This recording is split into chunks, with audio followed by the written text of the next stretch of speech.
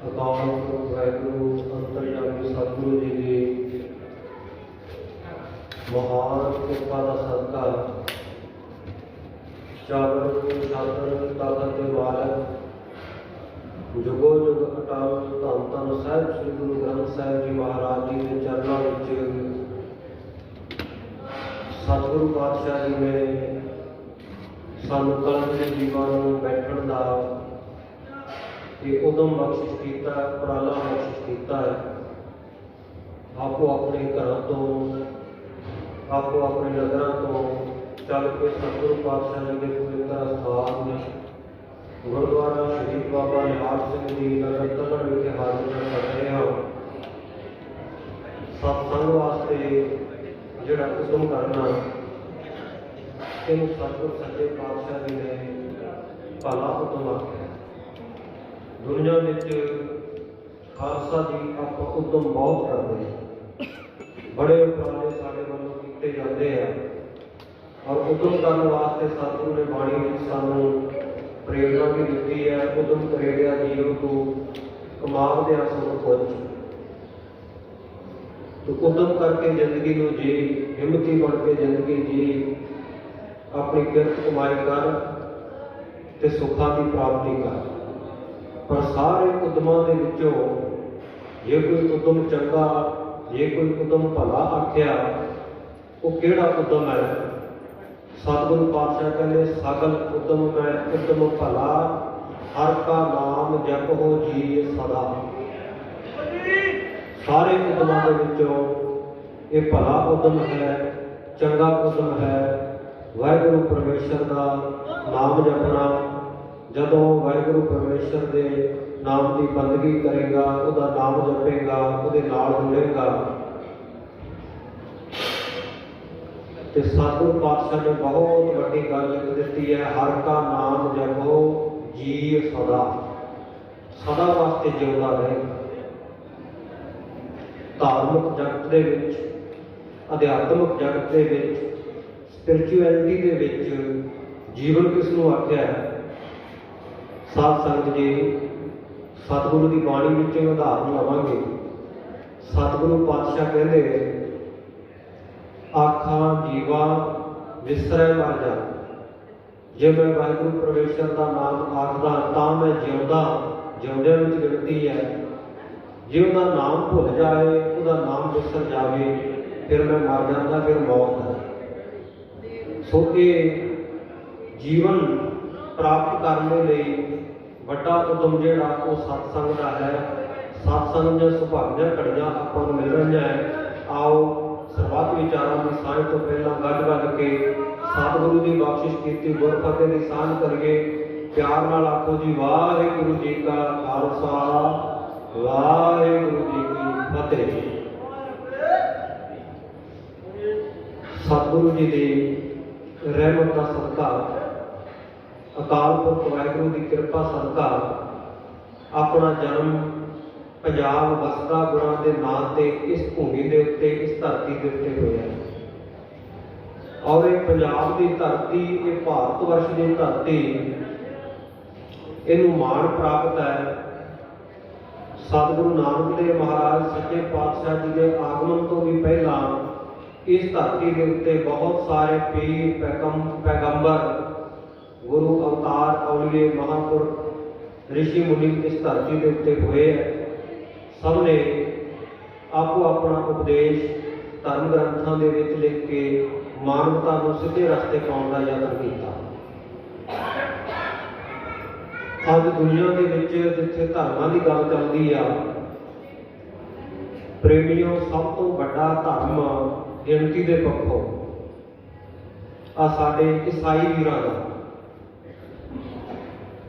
ਅੱਜ ਉਹਨਾਂ ਬਾਰੇ ਅਕਸਰ ਪੜ੍ਹਿਆ ਸੁਣਿਆ ਜਾਂਦਾ ਕਿ ਦੁਨੀਆ ਦਾ 1/3 ਹਿੱਸਾ ਈਸਾਈ ਬਣ ਚੁੱਕਾ। 1/3 ਆਫ ਦਾ ਵਰਲਡ ਕਨਵਰਟ ਹੋ ਗਿਆ ਕ੍ਰਿਸਚਨ ਧਰਮ ਦੇ ਵਿੱਚ, ਕ੍ਰਿਸਚਨਿਜ਼ਮ ਨੂੰ ਮੰਨਣ ਲੱਗ ਪਏ। ਉਹਨਾਂ ਦੇ ਕੋਲ ਇੰਨਾ ਵਸਾਰਾ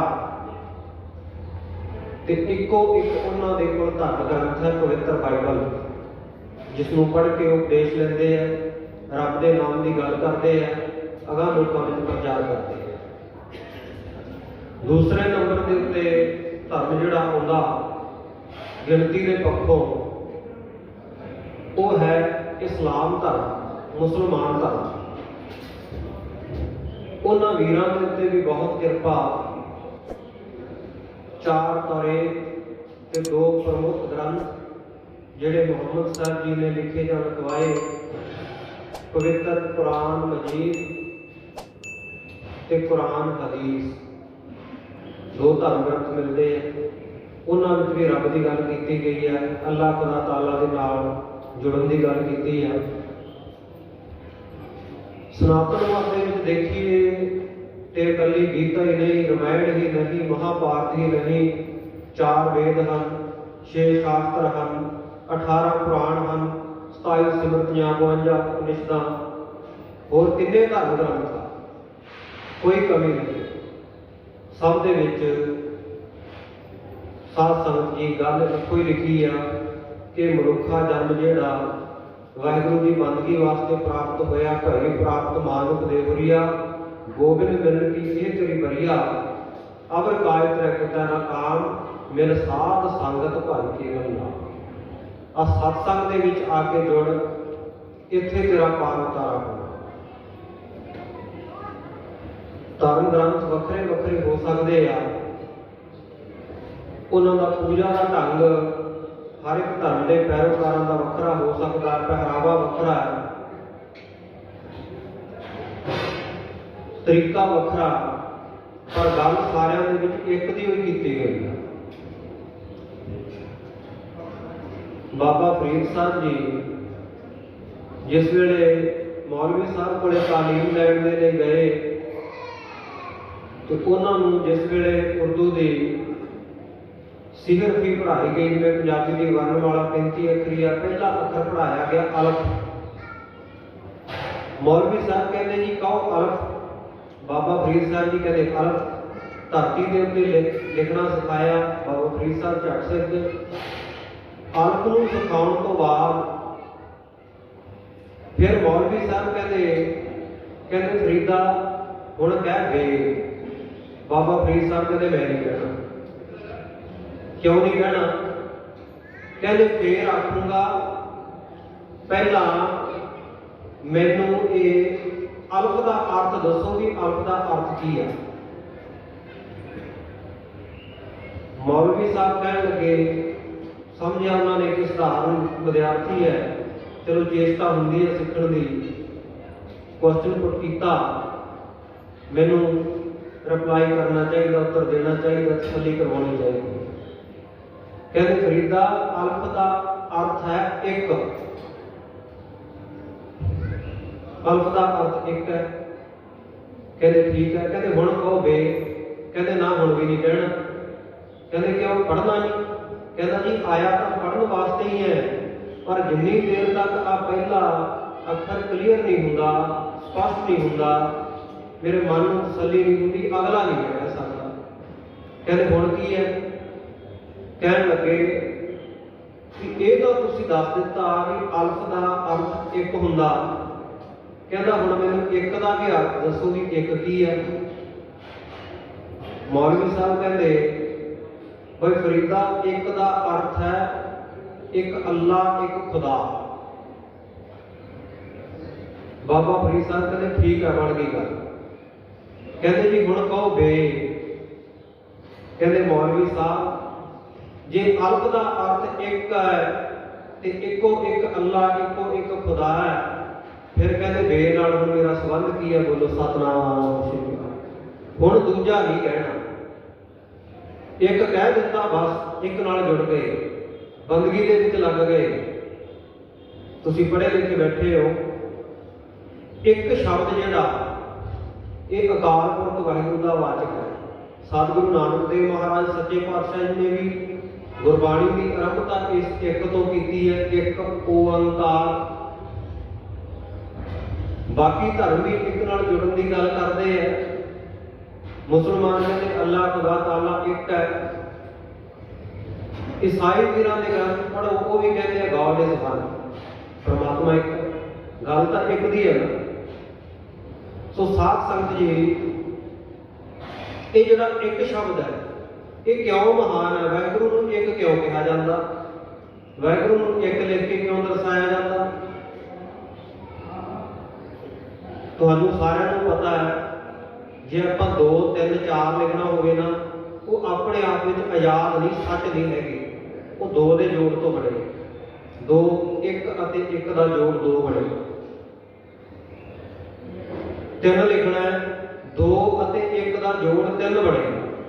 4 लिखना है, 3 ते 1 का जोड़ 4 बनेगा, या 2 ते 2 4 बनाने पैणगे।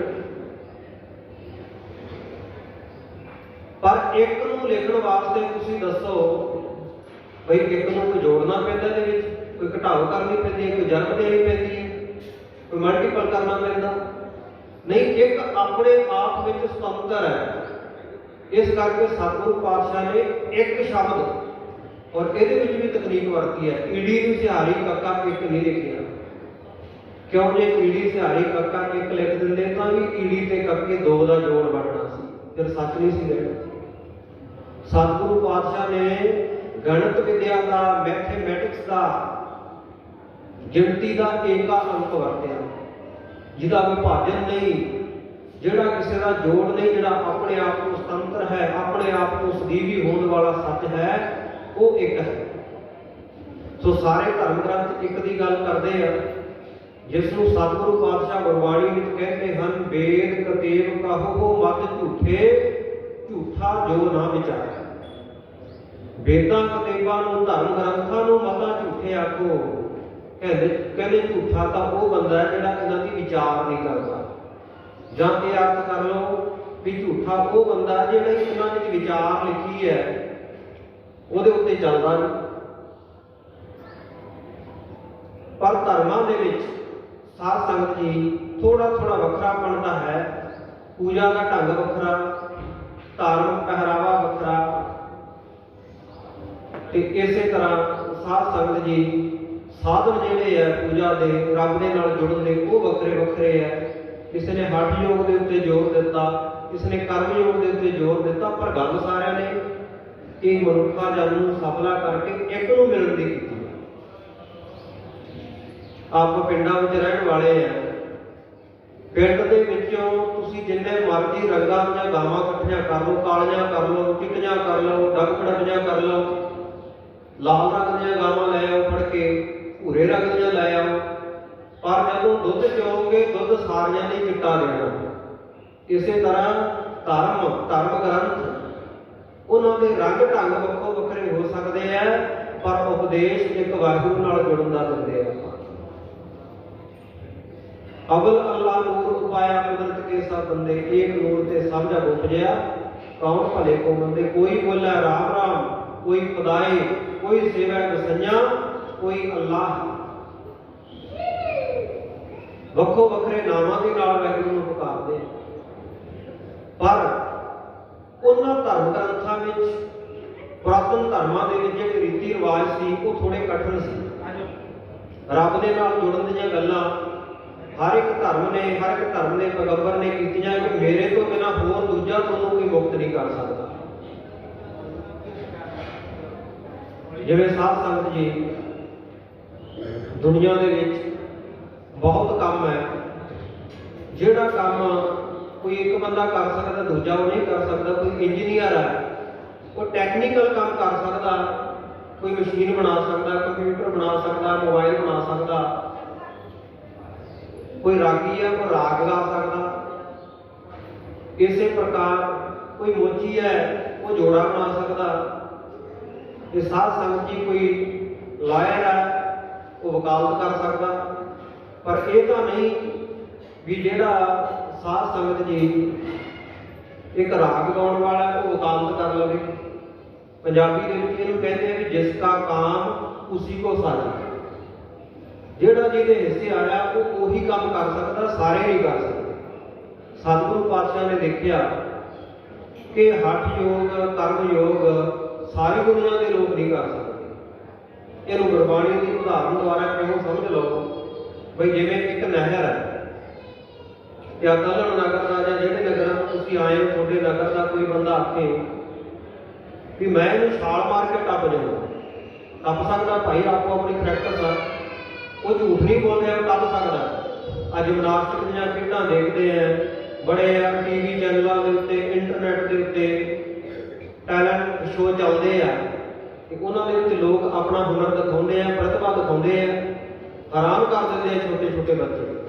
इस करके झूठ नहीं कहा जा सकता, कोई टप सकता है छाल मार, पर सारे तो नहीं टप सकते ना, बाकी तो रह गए ना। इनू गुरबाणी कहती है हठ योग, हठ करके कोई तपस्या करनी, धूने तापने, पुठे रखना, जल धारे करने, पानी में खड़े होना, ये हठ योग का मार्ग सी वाहिगुरू नाल जुड़न दा, पर सारे नहीं कर सकते सी। इस तरह दूजा है कर्म योग। कर्म योग की है? कर्म करने, शरीर के राही किए जाने वाले कर्मां नूं कर्म कांड कहा जाता। अज साडी परिभाषा साध संगत जी थोड़ी जी एक कंप्लीकेटेड हो गई, गुंझलदार हो गई। असी जो कर्म कांड का नाम सुनते हैं तो सानू लगता है कि पखंडवाद की गल कर रही है। नहीं भाई, कर्म कांड शरीर द्वारा किए जाने वाले जिहड़े काम है उन्होंने कर्म कांड कहा जाता, खास तौर के उत्ते धार्मिक कामां। सो ये कर्म कांड कोई यज्ञ कर सकता, कोई लंगर ला सकता, कोई अखंड पाठ साहब करवा सकता है, कोई गरुड़ पुराण का पाठ करवा सकता, आपको अपनी समर्था हरेक में, पर सारे बंदे तो नहीं कर सकते। कोई सेवा कर सकता है, कोई हाथी दान कर सकता, घोड़ा दान कर सकता, कोई गड्डी दान कर सकता, कोई माया का दान कर सकता, पर सारे दे वास्ते गल तो नहीं। कई इहो ਜਿਹੇ भी है ਜਿਹੜੇ मंग के गुजारा करते। सतगुरु पातशाह ने देखा भी हठ योग ਅਤੇ कर्म योग ये सारी दुनिया के लोग नहीं कर सकते। कर्म योग कुछ कर लेंगे, बाकी रह जाएंगे, सारे का पार उतारा करना। तो सतगुरु पातशाह ने वो नहर में लंघण वास्ते एक पुल बना दिता। वो पुल की है? वो है सत संगत।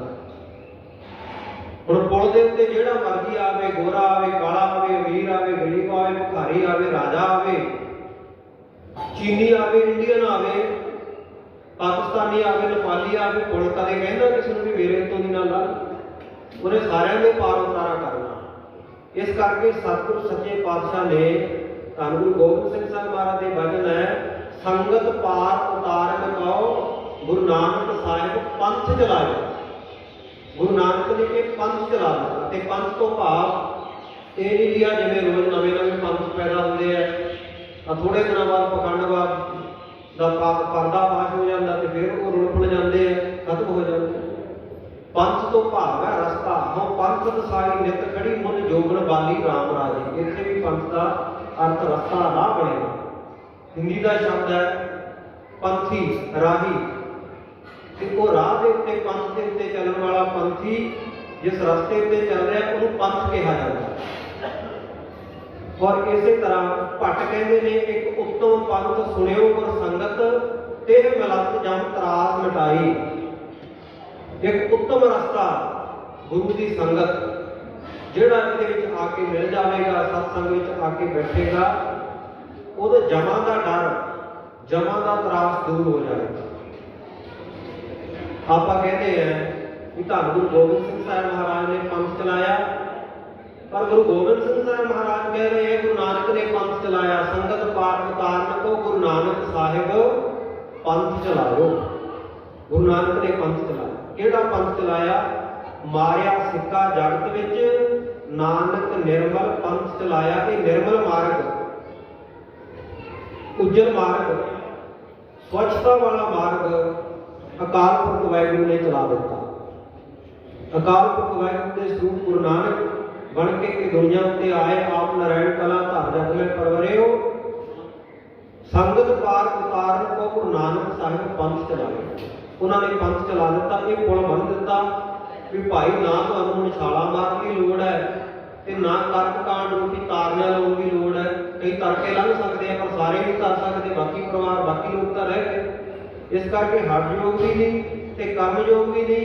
सतगुरु ने सुखाला तू गुर प्रसादी कर राज योग, सानू राज योग बख्श, आ संगत का रस्ता बख्श दे। हुण पुल दे विच प्रेमियों एक गुण है कि पुल दे उत्ते जिहड़ा मर्जी आवे वो चंगा माड़ा नहीं देखदा, चोर आ जाए, साध आ जाए, राजा आ जाए, भिखारी आ जाए, हर कोई पुल के उत्तों पार हो सकता। इस तरह सत्संग दे विच कोई पापी आ जाए, कोई पुन्नी आ जाए, कोई राक्षस आ जाए, भूमिया चोर आ जाए, जेड़े भी गुरु की संगत में आए सारिਆਂ ਦਾ ही पार उतारा हो। दूजा गुण एक होर है पुल दे विच, पहला तो पुल पक्षपात नहीं करता, इस तरह सत्संग दे विच कोई पक्षपात नहीं, जेड़ा मर्जी आके।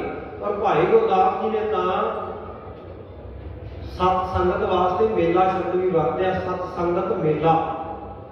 एक तो होंदा ना घरां विच आपां प्रोग्राम कराउने आ, जिहनूं आपां इनवाइट कीता, सदा दिता, न्योता दिता, उन्हां ने साडे आउणा, क्यों असीं उन्हां दे कदे गए होवांगे तां साडे आउणगे, जां जे ओह आके 10 दिनां बाद ओह सद के सानूं लड्डू खवा देणगे। ਉਹ ਤਾਂ ਉਧਾਰਾ ਕੰਮ ਹੈ ਨਾ ਵੀ ਜਿਹੜਾ ਸਾਡੇ ਆਇਆ ਅਸੀਂ ਉਹਦੇ ਜਾਣਾ। ਤੇ ਇੱਕ ਹੁੰਦਾ ਮੇਲਾ, ਜਿਵੇਂ ਹਰ ਐਤਵਾਰ ਨੂੰ ਉੱਥੇ ਜੋੜ ਮੇਲਾ ਹੁੰਦਾ ਸੰਗਤ, ਤੇ ਮੇਲੇ ਦੇ ਵਿੱਚ ਕਿਸੇ ਨੂੰ ਸੱਦਾ ਨਹੀਂ ਦਿੱਤਾ ਜਾਂਦਾ, ਆਪਣੇ ਆਪ ਆਉਂਦੇ ਆ। ਔਰ ਇਸੇ ਤਰ੍ਹਾਂ ਮੇਲੇ ਦੇ ਵਿੱਚ ਇਹ ਨਹੀਂ ਵੀ ਕੋਈ ਸੱਦਿਆ ਹੋਇਆ ਹੀ ਆਏਗਾ, ਕੋਈ ਰਿਸ਼ਤੇਦਾਰ ਹੀ ਆਏਗਾ, ਨੇੜਲਾ ਹੀ ਆਏਗਾ, ਇੱਥੇ ਅਮੀਰ ਵੀ ਆਵੇ, ਗਰੀਬ ਵੀ ਆਵੇ, दान करने वाला भी आ सकता, ते साध संगत भीख मंगण वाला भी आ सकता, सारे ही होंगे मेले में। इस करके सत्संगत मेला,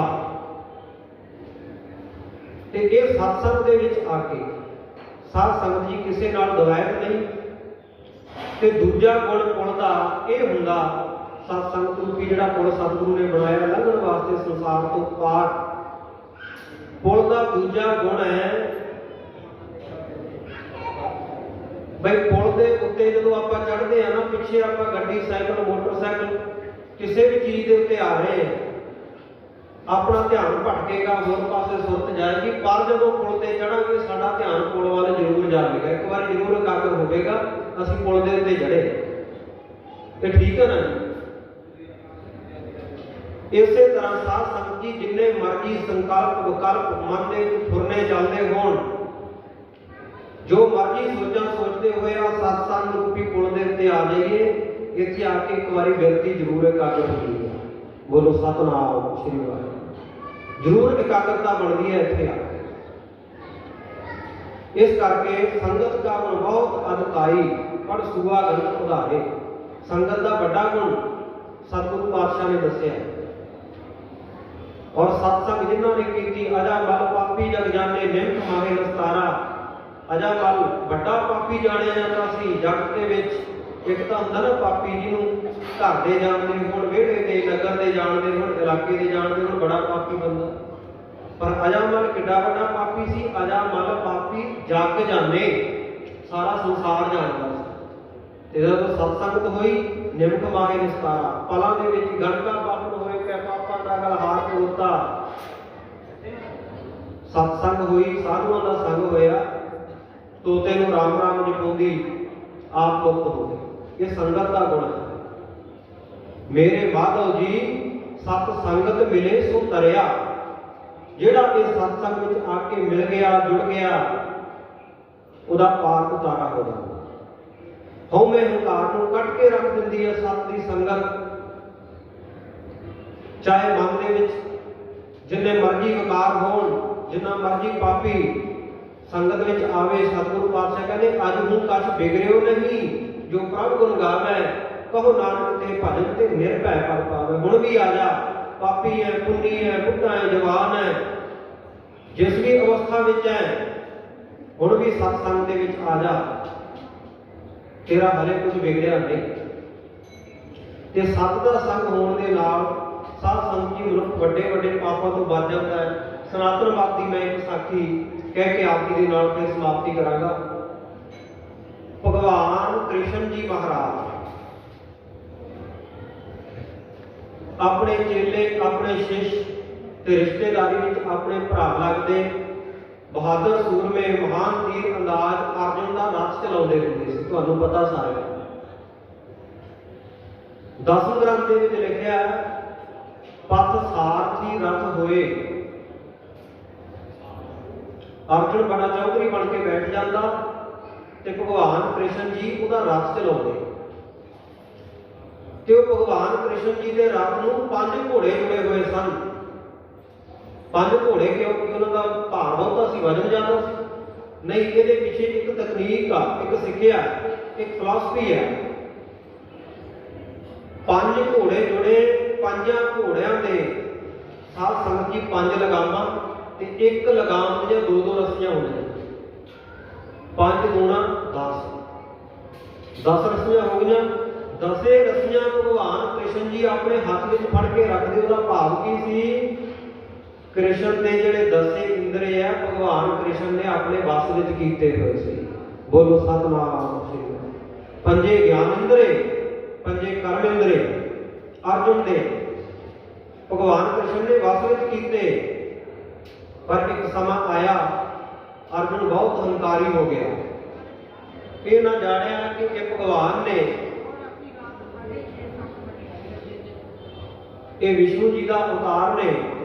ਸਗੋਂ ਸੋਚਿਆ ਮੇਰਾ ਡਰਾਈਵਰ ਹੀ ਹੈ, ਮੇਰੇ ਰਥ ਦਾ ਚਾਲਕ ਹੀ ਹੈ, ਮੇਰਾ ਸਾਰਥੀ ਆ। ਤੇ ਹਉਮੈ ਹੰਕਾਰ ਦੇ ਵਿੱਚ ਆ ਕੇ ਕਹਿਣ ਲੱਗਾ ਕਿ ਕ੍ਰਿਸ਼ਨ ਜੀ ਰਥ ਤਾਂ ਤੁਸੀਂ ਮੇਰਾ ਚਲਾਉਂਦੇ ਹੋ, ਪਰ ਘੋੜਿਆਂ ਦੀ ਲਿੱਦ ਵੀ ਤੁਸੀਂ ਚੱਕਿਆ ਕਰੋ। ਭਗਵਾਨ ਜੀ ਕਹਿੰਦੇ ਠੀਕ ਆ। ਘੋੜਿਆਂ ਦੀ ਲਿੱਦ ਚੱਕਣ ਲੱਗ ਪਏ। ਜਦੋਂ ਲਿੱਦ ਚੱਕਣ ਲੱਗ ਪਏ ਫਿਰ ਕਹਿੰਦਾ ਵੀ ਘੋੜਿਆਂ ਦੀ ਸਾਫ਼ ਸਫਾਈ ਚੰਗੀ ਤਰ੍ਹਾਂ ਨਹੀਂ ਹੁੰਦੀ, ਉਹਨਾਂ ਤੇ ਖਰਖਰਾ ਵੀ ਤੁਸੀਂ ਫੇਰਿਆ ਕਰੋ। ਭਗਵਾਨ ਜੀ ਖਰਖਰਾ ਵੀ ਫੇਰਨ ਲੱਗ ਪਏ। ਭਗਵਾਨ ਜੀ ਨੇ ਦੇਖ ਲਿਆ ਵੀ ਅਰਜੁਨ ਨੂੰ ਹੁਣ ਤਾਪ ਚੜਿਆ ਹੋਇਆ, ਹਉਮੈ ਹੰਕਾਰ, ਪਰ ਉਡੀਕਦੇ ਆ ਵੀ ਚੰਗੀ ਤਰ੍ਹਾਂ ਟੈਂਪਰੇਚਰ ਹੁਣ ਚੜ੍ਹ ਲੈਣ ਤੇ ਫੇਰ ਇਹਦਾ ਬੁਖਾਰ ਉਤਾਰਦੇ ਆ। ਇੱਕ ਦਿਨ ਕੀ ਕੀਤਾ, ਭਗਵਾਨ ਦੇ ਮਨ ਵਿੱਚ ਦਇਆ ਆਈ, ਜੇ ਐਦਾਂ ਹਉਮੈ ਹੰਕਾਰ ਕਰਦਾ ਰਿਹਾ ਅਰਜੁਨ ਤੇ ਤਾਂ ਨਰਕਾਂ ਨੂੰ ਚਲਿਆ ਜਾਵੇਗਾ। ਭਗਵਾਨ ਦੇ ਉੱਤੇ, ਮੇਰੇ ਉੱਤੇ ਕੋਈ ਸ਼ਰਧਾ ਹੀ ਨਹੀਂ ਰੱਖਦਾ, ਮੈਨੂੰ ਆਪਣਾ ਰਥਵਾਹ ਕੀ ਸਮਝਦਾ। ਸ਼ਿਕਾਰ ਖੇਡਣ ਚਲੇ ਗਏ। ਇੰਨੇ ਨੂੰ ਇੱਕ ਹਰਨ ਅੱਗੋਂ ਨਿਕਲਿਆ। ਸਾਧ ਸੰਗਤ ਜੀ, ਉਹ ਹਰਨ ਦੌੜਿਆ ਇੰਨੀ ਤੇਜ਼ੀ ਦੇ ਨਾਲ, ਇੰਨੀ ਤੇਜ਼ ਗਤੀ ਦੇ ਨਾਲ, ਇੰਨੇ ਵੇਗ ਦੇ ਨਾਲ, ਰਥ ਉਹਦੇ ਨਾਲ ਨਾ ਰਲੇ, ਅਰਜੁਨ ਦਾ ਨਿਸ਼ਾਨਾ ਨਾ ਲੱਗੇ। ਭਗਵਾਨ ਜੀ ਨੂੰ ਕਹਿੰਦਾ ਹੋਰ ਤੇਜ਼, ਹੋਰ ਤੇਜ਼, ਭਜਾਓ ਇਹਨੂੰ ਹੋਰ। ਭਗਵਾਨ ਜੀ ਭਜਾਉਂਦੇ ਗਏ, ਭਜਾਉਂਦੇ ਗਏ। ਸਾਧ ਸੰਗਤ ਜੀ ਅੱਗੇ ਜਾ ਕੇ ਭਗਵਾਨ ਜੀ ਨੇ ਐਸੀ ਲੀਲਾ ਵਰਤਾਈ, ਉਹ ਰਥ ਪਲਟ ਗਏ। ਅਰਜੁਨ ਤਾਂ ਦੂਰ ਜਾ ਡਿੱਗਿਆ, ਕੁਝ ਨਾ ਵਿਗੜਿਆ, ਪਰ ਭਗਵਾਨ ਕ੍ਰਿਸ਼ਨ ਜੀ ਦੇ ਉੱਤੋਂ ਦੀ ਰਥ ਲੰਘ ਗਿਆ। ਜ਼ਖਮੀ ਹੋ ਗਏ, ਖੂਨ ਵਗਣ ਲੱਗ ਪਿਆ। ਹੁਣ ਸਾਧ ਸੰਗਤ ਜੀ ਐਕਸੀਡੈਂਟ ਹੋਇਆ, ਦੁਰਘਟਨਾ ਹੋਈ ਹੈ, ਬੰਦਾ ਜ਼ਖਮੀ ਹੈ ਤੇ ਸਭ ਤੋਂ ਪਹਿਲਾਂ ਕੀ ਮੰਗ ਕਰਦਾ? ਪਾਣੀ ਉਹ ਮੰਗਦਾ ਨਾ। ਭਗਵਾਨ ਜੀ ਕਹਿੰਦੇ ਅਰਜੁਨਾ ਪਾਣੀ ਲਿਆ ਦੇ। ਰਥ ਦੇ ਵਿੱਚ ਦੇਖਿਆ ਜਿਹੜਾ ਗੜਵਾ ਰੱਖਿਆ ਹੋਇਆ ਸੀ ਉਹ ਤਾਂ ਡੁੱਲ ਗਿਆ। ਜੰਗਲ ਦੇ ਵਿੱਚ ਜਲਦੀ ਨਾਲ ਪਾਣੀ ਲੈਣ ਗਿਆ। ਅੱਗੇ ਸਾਧ ਸੰਗਤ ਇੱਕ ਝੁੱਗੀ ਝੌਂਪੜੀ ਦੇਖੀ। ਜਾ ਕੇ ਦੇਖਿਆ ਸ਼ਾਇਦ ਇੱਥੋਂ ਪਾਣੀ ਮਿਲ ਜਾਏ। ਸਾਹਮਣੇ ਪਾਣੀ ਦਾ ਘੜਾ ਵੀ ਨਜ਼ਰ ਆਇਆ, ਪਰ ਉਹ ਕੁਟੀਆ, ਉਹ ਝੌਂਪੜੀ ਦੇ ਉੱਤੇ, ਉਹ ਛੰਨ ਦੇ ਉੱਤੇ ਇੱਕ ਪਾਸੇ ਤੀਰ ਕਮਾਨ ਲਟਕ ਰਿਹਾ ਤੇ ਇੱਕ ਪਾਸੇ ਤਲਵਾਰ ਲਟਕ ਰਹੀ ਹੈ। ਦੇਖੀ ਬੜੇ ਸੋਹਣੇ ਸ਼ਸਤਰ ਹੈ। ਹੁਣ ਭਾਈ ਜਿਹੜਾ ਜਿਸ ਚੀਜ਼ ਦਾ ਸ਼ੌਕ ਰੱਖਦਾ ਹੋਵੇ ਉਹਨੇ ਉੱਥੇ ਜ਼ਰੂਰ ਖੜਨਾ ਹੁੰਦਾ। ਆਪਾਂ ਬਾਜ਼ਾਰ ਵਿੱਚ ਜਾਈਏ ਨਾ, ਜਿਹੜੀ ਚੀਜ਼ ਅਸੀਂ ਦਿਲੋਂ ਪਸੰਦ ਕਰਦੇ ਆ, ਖਰੀਦਣੀ ਹੋਵੇ ਚਾਹੇ ਨਾ ਖਰੀਦਣੀ ਹੋਵੇ, ਉਹਦਾ ਮੁੱਲ ਦੁਕਾਨਦਾਰ ਤੋਂ ਜ਼ਰੂਰ ਪੁੱਛਣਾ ਹੁੰਦਾ। ਇਵੇਂ ਹੁੰਦਾ ਨਾ। ਇਹ ਅਰਜੁਨ ਨੇ ਕਹਿੰਦਾ ਪਾਣੀ ਤਾਂ ਚਲੋ ਫੇਰ ਲੈਂਦੇ ਆ, ਪਹਿਲਾਂ ਆ ਸ਼ਸਤਰ ਦੇਖੀਏ। ਪ੍ਰੇਮੀ ਸੀ, ਸ਼ਸਤਰਾਂ ਦਾ ਯੋਧਾ ਸੀ। ਤਲਵਾਰ ਚੁੱਕੀ, ਬਿਆਨ ਵਿੱਚੋਂ ਜ਼ੋਰ ਨਾਲ ਖਿੱਚਣ ਲੱਗਿਆ, ਪੂਰਾ ਤਾਣ ਲਾ ਲਿਆ ਅਰਜੁਨ ਨੇ, ਪਰ ਉਹ ਬਿਆਨ ਵਿੱਚੋਂ ਤਲਵਾਰ ਨਾ ਕੱਢ ਸਕੇ। ਬੜਾ ਹੱਥ ਗਿਆ, ਸੋਚਦਾ ਕਿ ਮੇਰੇ ਤੋਂ ਕਿਹੜਾ ਤਕੜਾ ਯੋਧਾ ਹੋ ਜਿਹੜਾ ਬਿਆਨ ਦੇ ਵਿੱਚੋਂ ਤਲਵਾਰ ਧੁੰਦਾ ਹੋਊਗਾ। ਐਨੇ ਨੂੰ ਧਨੁੱਖ ਚੱਕ ਲਿਆ। ਧਨੁੱਖ ਚੱਕਿਆ ਤੇ ਉਹਦਾ ਚਿੱਲਾ ਨਾ ਚਾੜਿਆ ਜਾਵੇ, ਤਾਣ ਲਾ ਲਿਆ, ਜ਼ੋਰ ਲਾ ਲਿਆ, ਐਫਰਟ ਲਾ ਕੇ ਹਾਰ ਹੰਭ ਗਿਆ। ਅਰਜੁਨ ਤੋਂ ਚਿੱਲਾ ਨਾ ਚੜਿਆ, ਬੜਾ ਖਿੱਚ ਗਿਆ। ਉਡੀਕਣ ਲੱਗਾ, ਕਹਿੰਦਾ ਵੀ ਮਿਲ ਕੇ ਜਾਊਗਾ ਜੇ ਸੂਰਮੇ ਨੂੰ, ਚੱਲ ਕੋਈ ਨਹੀਂ, ਕ੍ਰਿਸ਼ਨ ਵਾਸਤੇ ਪਾਣੀ ਦਾ ਫੇਰ ਲੈ ਜਾਗੇ। ਪਹਿਲਾਂ ਦੇਖਾਂ ਤਾਂ ਸਹੀ ਕਿਹੜਾ ਸੂਰਮਾ ਜਿਹੜਾ ਮੇਰੇ ਨਾਲੋਂ ਵੀ ਤਕੜਾ, ਐਡੇ ਤਕੜੇ ਕਠੋਰ ਧਨੁੱਖ ਦੇ ਉੱਤੇ ਜਿਹੜਾ ਚਿੱਲਾ ਚਾੜ ਲੈਂਦਾ। ਐਡੇ ਭਾਰੇ ਵਜਨ वाली तलवार म्यान ਦੇ ਵਿੱਚੋਂ ਸੂਤ ਲੈਂਦਾ, मैं मिल के जावां। लीला सी भगवान दी।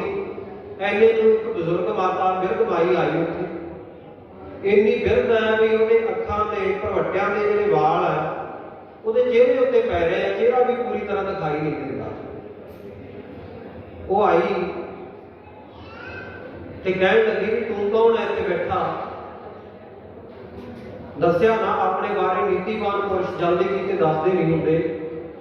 ਕਹਿਣ ਲੱਗਾ ਮੈਂ ਰਾਹੀ ਬੰਦੀ ਹੈ, ਜੰਗਲ ਦੇ ਵਿੱਚ ਸ਼ਿਕਾਰੀ ਹੈ, ਸ਼ਿਕਾਰ ਖੇਡਣ ਆਇਆ, ਪਾਣੀ ਦੀ ਲੋੜ ਸੀ ਤੇ ਪਾਣੀ ਲੈਣ ਆਇਆ। ਉਹ ਮਾਤਾ ਕਹਿੰਦੀ ਠੀਕ ਹੈ ਵੀ ਆ ਘੜਾ ਪਿਆ ਜਿਹਨੂੰ ਕੋਈ ਜਲ ਲੈ ਕੇ ਚੱਲਿਆ। ਅਰਜੁਨ ਕਹਿੰਦਾ ਮਾਤਾ ਚੱਲਿਆ ਤਾਂ ਜਾਵਾਂਗਾ, ਪਰ ਮੇਰੇ ਮਨ ਦੇ ਵਿੱਚ ਇੱਕ ਸ਼ੰਕਾ ਹੋ ਗਿਆ ਬਈ ਜਿਹੜਾ ਐਡਾ ਤਕੜਾ ਧਨੁਖਵਾਨ ਤੇ ਐਡੀ ਤਲਵਾਰ ਜਿਹੜੀ ਆ ਇਹ ਕਿਹੜੇ ਯੋਧੇ ਸੂਰਮੇ ਦੀ ਆ, ਕੌਣ ਰਹਿੰਦਾ ਇੱਥੇ? ਉਹ ਮਾਤਾ ਕਹਿਣ ਲੱਗੀ ਬਿਰਧ, ਕਹਿੰਦੀ ਤੂੰ ਆਪਣਾ ਪਾਣੀ ਲੈ ਤੇ ਜਾ ਇੱਥੋਂ, ਇੱਥੇ ਕਹਿੰਦੀ ਅੱਜ ਤੱਕ ਕੋਈ ਬੰਦਾ ਨਹੀਂ ਆਇਆ, ਤੂੰ ਹੀ ਪਹਿਲਾਂ ਆਇਆ। ਤੇ ਫਿਰ ਕਹਿੰਦਾ ਸ਼ਾਸਤਰ, ਮਾਤਾ ਕਹਿੰਦੀ ਮੇਰੇ। ਹੁਣ ਕਈ ਵਾਰ ਬੰਦਾ ਖਿਜਿਆ ਤਾਂ ਆਪਣੀ ਗੱਲ ਤੋਂ ਹੁੰਦਾ, ਗਲਤੀ ਤਾਂ ਆਪਣੀ ਹੁੰਦੀ ਹੈ, ਨੁਕਸ ਦੂਜਿਆਂ ਵਿੱਚ ਕੱਢਦਾ। ਅਰਜੁਨ ਪਤਾ ਕੀ ਕਹਿੰਦਾ? ਕਹਿੰਦਾ ਲੈ ਬੁੱਢੀ ਹੋ ਗਈ, ਝੂਠ ਬੋਲਣੋਂ ਫੇਰ ਨਹੀਂ ਹਟਦੀ। ਬੁੱਢੀ ਹੋਈ ਪਈ ਹੈ, ਝੂਠ ਬੋਲਣੋਂ ਫੇਰ ਨਹੀਂ ਹਟਦੀ, ਕਹਿੰਦੀ ਮੇਰੇ ਸ਼ਾਸਤਰ। ਅਰਜੁਨ ਦੇ ਮਨ ਵਿੱਚ ਹਲੇ ਹਾਈ ਗੱਲ ਚੱਲਦੀ ਸੀ। ਉਹ ਬਿਰਧ ਮਾਈ ਨੇ ਇੱਕਦਮ ਉਹ ਤਲਵਾਰ ਚੱਕੀ ਤੇ ਜ਼ੋਰ ਦੇ ਨਾਲ ਗਿਆਨ ਵਿੱਚੋਂ ਖਿੱਚਦੀ, ਇਉਂ ਖਿੱਚੀ ਜਿਵੇਂ ਸਾਧ ਸੰਤ ਮੱਖਣ ਚੋਂ ਵਾਲ ਕੱਢ ਦੇਈਦਾ। ਅਰਜੁਨ ਬੜਾ ਹੈਰਾਨ ਹੋਇਆ ਕਿ ਇੰਨੀ ਤਾਕਤ, ਇੰਨਾ ਜ਼ੋਰ। ਮੈਂ ਆਪਣੇ ਆਪ ਨੂੰ ਸੂਰਮਾ ਕਹਾਉਂਦਾ, ਮੇਰੇ ਤੋਂ ਮੈਨੂੰ ਤਲਵਾਰ ਨਹੀਂ ਖਿੱਚੀ ਗਈ। ਇੰਨੇ ਨੂੰ ਮਾਤਾ ਨੇ ਸਾਧ ਸੰਗਤ ਜੀ ਨੂੰ ਰੁਕ ਚੁੱਕਿਆ। ਜਿਵੇਂ ਬੱਚੇ ਆ ਛੋਟੇ ਛੋਟੇ ਡੰਡਿਆਂ ਦੀਆਂ, ਨਹੀਂ ਹਰੇ ਡੰਡਿਆਂ ਦੀਆਂ ਕਮਾਨਾਂ ਬਣਾਈ ਫਿਰਦੇ ਨੇ, ਉਹਤੇ ਰੱਸੀ ਬੰਨ੍ਹ ਦਿੰਦੇ ਆ, ਕਿਉਂ ਮਾਤਾ ਨੇ ਸਹਿਜੇ ਖਿੱਚ ਕੇ ਉਹ ਚਿੱਲਾ ਚਾੜ ਦਿੱਤਾ। ਅਰਜੁਨ ਬੜਾ ਹੈਰਾਨ ਹੋਇਆ, ਪੈਰੀ ਪੈ ਗਿਆ, ਮਾਤਾ ਧੰਨ ਹੈ ਤੂੰ, ਮੈਂ ਤਾਂ ਆਪਣੇ ਆਪ ਨੂੰ ਸੂਰਮਾ ਗਿਣਦਾ ਸੀ,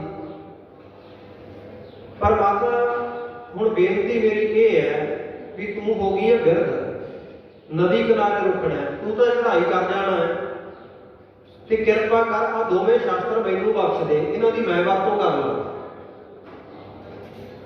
ਦੇਖੋ ਮਨੁੱਖ ਸਾਧ ਸੰਗਤ ਜੀ ਕਿੰਨੀਆਂ ਲੰਮੀਆਂ ਸੋਚਾਂ ਲਾ ਕੇ ਰੱਖਦਾ ਵੀ ਮੈਂ ਰਹਿਣਾ, ਦੂਜੇ ਨੇ ਪਹਿਲਾਂ ਚਲਿਆ ਜਾਣਾ। ਪਰ ਸਤਿਗੁਰੂ ਦੀ ਬਾਣੀ ਤਾਂ ਕਹਿੰਦੀ ਨੈ ਬਾਰਕ ਨੈ ਜੋਗ ਨੈ ਬਿਰਧੀ ਕਛ ਬੰਦ, ਉਹ ਵੇਲਾ ਨੈ ਬੂਝਿਆ ਜੋ ਆਏ ਪਰ ਜਮ ਫਲ। ਉਹ ਵੇਲਾ ਪਤਾ ਹੀ ਨਹੀਂ ਕਦੋਂ ਕਿਹਦੇ ਤੇ ਉੱਤੇ ਆ ਜਾਣਾ, ਉਹਨੇ ਖੇਤੀ ਕੱਚੀ ਵੱਢ ਲੈਣੀ ਹੈ ਕਿ ਪੱਕੀ ਵੱਢ ਲੈਣੀ ਹੈ। ਅਰਜੁਨ ਕਹਿੰਦਾ ਮਾਤਾ ਮੈਨੂੰ ਦੇ ਦੇ। ਮਾਤਾ ਕਹਿੰਦੀ ਨਾ, ਹਾਲੇ ਤਾਂ ਨਹੀਂ ਮੈਂ ਦੇਣੇ, ਮੈਂ ਇਹਨਾਂ ਸ਼ਾਸਤਰਾਂ ਤੋਂ 2 ਕੰਮ ਲੈਣੇ, ਉਹ ਤੋਂ ਬਾਅਦ ਜਦੋਂ ਮਰਜ਼ੀ ਆ ਕੇ ਲੈ ਜਾਈਂ। ਕਹਿੰਦਾ ਮਾਤਾ ਕੀ ਕੰਮ ਲੈਣਾ? ਕਹਿੰਦੀ ਵੀ ਜਿਹੜੀ ਆ ਤਲਵਾਰ ਹੈ ਇਹਦੇ ਨਾਲ ਮੈਂ 5 ਪਾਂਡਵਾਂ ਦੀ ਘਰ ਵਾਲੀ ਦ੍ਰੋਪਦੀ ਵੱਢਣੀ। ਜਦੋਂ ਆਹ ਗੱਲ ਸੁਣੀ ਠਠੰਬਰ ਗਿਆ ਅਰਜੁਨ ਵੀ ਆਹ ਤਾਂ ਗੱਲ ਸਾਡੇ ਘਰ ਦੀ ਆ ਗਈ। ਡਰਦਾ ਡਰਦਾ ਕਹਿੰਦਾ ਮਾਤਾ ਵੀ ਦ੍ਰੋਪਦੀ 5 ਦੀ ਪਤਨੀ, ਉਹਨੇ ਤੇਰਾ ਕੀ ਵਿਗਾੜਿਆ, ਤੂੰ ਉਹਨੂੰ ਕਿਉਂ ਵੱਢਣਾ? ਕਹਿੰਦੀ ਹੈ ਹੀ ਵੱਢਣ ਵਾਲੀ ਹੈ। ਕਹਿੰਦੀ ਮੇਰੇ ਭਗਵਾਨ ਕ੍ਰਿਸ਼ਨ ਦਾ ਨਰਾਦਰ ਕਰਦੀ ਹੈ। ਅਰਜੁਨ ਕਹਿੰਦਾ ਮਾਤਾ ਉਹ ਤਾਂ ਭਗਵਾਨ ਕ੍ਰਿਸ਼ਨ ਦਾ ਸਤਿਕਾਰ ਹੀ ਬਹੁਤ ਕਰਦੀ ਆ, ਭਗਵਾਨ ਕ੍ਰਿਸ਼ਨ ਨੇ ਉਹਦੀ ਲੱਜਿਆ ਬਚਾਈ ਹੈ, ਤੇ ਤੂੰ ਕਹਿੰਦੀ ਨਰਾਦਰ ਕਰਦੀ ਹੈ। ਕਹਿੰਦੀ ਨਰਾਦਰ ਨਹੀਂ ਤਾਂ ਹੋਰ ਕੀ ਹੈ? ਜਦੋਂ ਦੁਰਯੋਧਨ ਦੇ ਚੀਰ ਹਰਨ ਕਰਨ ਲੱਗਿਆ ਸੀ, ਸਾੜੀ ਲਾ ਕੇ ਇਹਨੂੰ ਨਗਨ ਕਰਨ ਲੱਗਿਆ ਸੀ, ਕਹਿੰਦੀ ਭਗਵਾਨ ਨੂੰ ਚੌਥੇ ਨੰਬਰ ਤੇ ਰੱਖਿਆ। ਪਹਿਲਾਂ ਤਾਂ ਆਪਣੇ ਆਪ ਤੇ ਮਾਣ ਕੀਤਾ, ਮੈਂ ਬਚ ਜਾਵਾਂਗੀ, ਸਾੜੀ ਖਿੱਚਦੀ ਰਹੀ। ਫਿਰ 5 ਪਾਂਡਵਾਂ ਦਾ ਆਸਰਾ ਤੱਕਿਆ, ਫਿਰ ਕੁਲ ਗੁਰੂ ਦਾ ਆਸਰਾ ਤੱਕਿਆ। ਜਦੋਂ ਸਭ ਪਾਸੋਂ ਹਾਰ ਹੰਭ ਗਈ, ਫਿਰ ਭਗਵਾਨ ਕ੍ਰਿਸ਼ਨ ਨੂੰ ਯਾਦ ਕੀਤਾ। ਕੱਪੜ ਕੋਟ ਉਸਾਰਿਆ ਥੱਕੇ ਦੂਰ ਨਾ ਪਾਰ ਵਸੰਦੀ। ਜਦੋਂ ਕੋਈ ਚਾਰਾ ਨਾ ਚੱਲਿਆ, ਫਿਰ ਭਗਵਾਨ ਨੂੰ ਯਾਦ ਕੀਤਾ। ਤੇ ਗੁਰਮੁਖੋ ਹਾਲ ਆਪਣਾ ਵੀ ਇਹੀ ਹੈ। ਦ੍ਰੋਪਦੀ ਨੇ ਤਾਂ ਚੌਥੇ ਨੰਬਰ ਤੇ ਰੱਖਿਆ, ਆਪਾਂ ਤਾਂ ਭਗਵਾਨ ਨੂੰ 8ਵੇਂ 10ਵੇਂ ਨੰਬਰ ਤੇ ਰੱਖਦੇ, ਬਿਲਕੁਲ ਲਾਸਟ ਤੇ ਰੱਖਦੇ। ਜਦੋਂ ਸਾਧ ਸੰਗਤ ਜੀ ਐਮਰਜੈਂਸੀ ਵਾਰਡ ਦੇ ਵਿੱਚ ਆਕਸੀਜਨ ਲੱਗ ਜਾਂਦੀ ਹੈ ਨਾ, ਉਸ ਵੇਲੇ ਭੱਜਦੇ ਆ ਵੀ ਹੁਣ ਜਾ ਕੇ ਰੱਬ ਨੂੰ ਅਰਦਾਸ ਕਰ ਲਈਏ, ਨਹੀਂ ਤਾਂ ਪਹਿਲਾਂ ਕਿਸੇ ਐਮਐਲਏ ਤੋਂ ਫੋਨ ਕਰਾ ਲਓ, ਫਲਾਣੇ ਨੂੰ ਕਹਿ ਦਿਓ ਵੀ ਦਾਖਲ ਕਰ ਲਓ, ਡਾਕਟਰ ਸਾਹਿਬ ਚੰਗੀ ਕੇਅਰ ਕਰ ਲੈਣਗੇ, ਸਾਡੇ ਕੋਲ ਮਾਇਆ ਬਹੁਤ ਹੈ। ਇਹੀ ਸਾਡੇ ਨਾਲ ਸਾਧ ਸੰਗਤ ਜੀ ਪੈਮਾਨੇ ਹੁੰਦੇ ਨੇ। ਕਹਿੰਦੀ ਦ੍ਰੋਪਦੀ ਨੂੰ ਵੱਢਣਾ ਨੇ ਭਗਵਾਨ ਕ੍ਰਿਸ਼ਨ ਦਾ ਨਰਾਦਰ ਕੀਤਾ। ਤੇ ਦੂਜਾ ਜਿਹੜਾ ਤੀਰ ਕਮਾਨ, कहती ये उन्होंने पंजां चों जिहड़ा उहदा एक पति है ना अर्जुन अपने आप को बड़ा योद्धा कहाउंदा कहती एक तीर उहदे मार दो। जदों अर्जुन ने सुनी आ गल भी आ तां मेरे मारन की गल आ गई डर गया बिल्कुल। कहता माता अर्जुन ने तेरा की बिगाड़िया तो कृष्ण भगवान के नाल रहिंदा। कहती मेरा तो कुछ नहीं बिगाड़िया पर मेरे भगवान की नरादरी करता कहता जी नहीं वो तो बड़ा सत्कार करता।